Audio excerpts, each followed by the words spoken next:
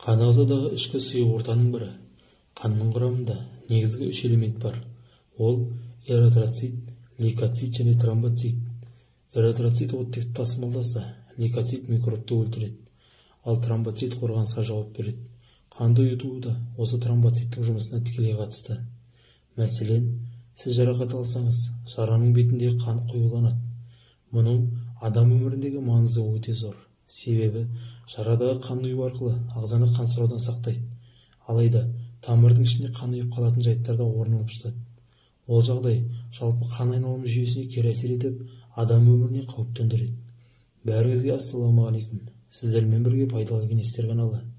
Достар, сіздердің қолдау ретінде каналымызға тіркеліп лайк басып кетулеріңізді сұраймыз. Көбіне үлкен кісілерде қан сұйылту үшін дәрігерлер аспирин кардио, тромбоз және тағы да басқа дәрілерді ішу керектігін айтады.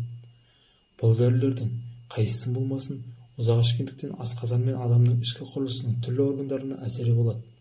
Әсіресе гастрит болуы мүмкін. Негізі дәрілерді пайдалану керек. Бірақ 3-4 ай қабылдаған кезде аурудың симптомы білінген жағдайда дәрігерге көрініп, анализ тапсырып білу керек.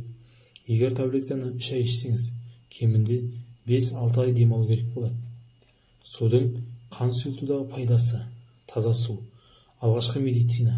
Кіршіксіз мөп-мөлдір сұйықтыққа бар тіршілік тәуелді. Сусыз өмір жоқ. Барлық тіршілікке нәр беретін судың адам өмірінде алатын орны ерекше. Таңертең ұйқыдан тұра сала таза су ішсеңіз, талай аурудың алдын аласыз. Егер қан сұйылтуда дәрілерді ішкіңіз келмесе, сіздерге дәрісіз өзге де тәсілдер бар екенін айтқым келеді. Бірінші әдіс өте қарапайым. Қанды судың көмегімен сұйылтуға болады. Жалпы адамдар өте аз көлемде су ішеді. Ал ағзада судың көлемі аз болуы қанның қойылуына әкеп соғады. Қан сұйылту үшін адам тәулігіне 1,5 литр таза су ішу керек. Ғаламторда көпшілік арасында 3-4 литр су ішу керек деп жатады. Бұл дұрыс емес. Адамға күніне 1 немесе 1,5 литр су ішсе, сол жеткілікті болады. Бұл таза су болу керек. Сіздің ішкен шай, кофе, шырын секілді жалпы сұйықтықтарыңыз саналмайды. Егер суық су ішкіңіз келмесе, үй температурасындағы жылы суды ішуге болады. Таңертең ұйқыдан оянғаннан кейін міндетті түрде аш қарынға 1 стақан су ішуден бастау керек. Қарапайым мысал: тұздалған көкөністерді көп жемеу керек.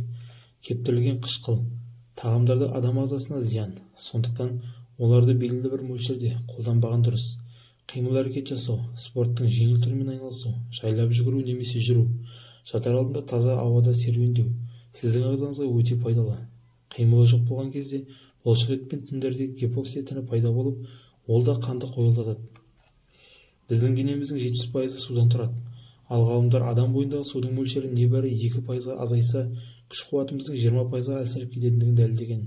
Бар жоғы 1-2 жұтым су күйзеліспен шаршағанды басып, орасан күш береді. Сондықтан алмасу жүйесі мен қан жүйелері судың тұратындығын ұмытпағаныңыз жөн.